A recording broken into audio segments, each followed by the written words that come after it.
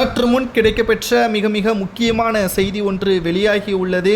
திமுகவின் அமைச்சர் KN நேரு அவர்களது தம்பி ராமஜெயம் மர்மமான முறையில் உயிரிழந்த சம்பவம் கிட்டத்தட்ட 2012ஆம் ஆண்டில் இருந்து விசாரணையை நடத்தி வருகின்ற காவல்துறை அதிகாரிகளுக்கு நீதிமன்றம் தற்பொழுது மிக முக்கியமான உத்தரவை பிறப்பித்திருக்கிறது.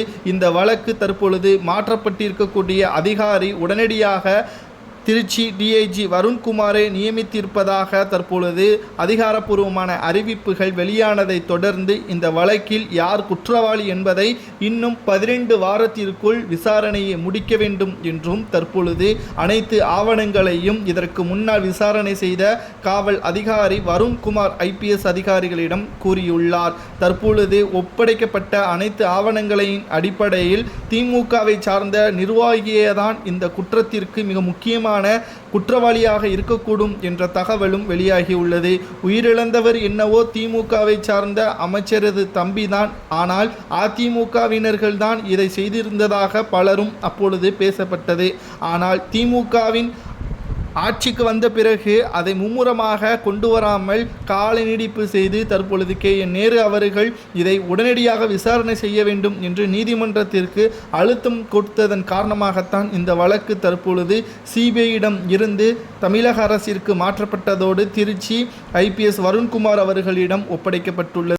இந்த வழக்கின் இறுதி விசாரணை நிச்சயமாக 12 வாரத்திற்கு பிறகு நடைபெறும். அதில் குற்றவாளி திமுகவினர்கள் என்று தெரிந்துவிட்டால் இத்தனை ஆண்டுகளாக அதிமுகவை சார்ந்தவர்கள்தான் குற்றவாளி என்று நம்ப கொண்டிருந்த KN நேருவிற்கு பெரிய அதிர்ச்சியாக மாறும் என்ற தகவல் தற்பொழுது வெளியாகியிருக்கிறது.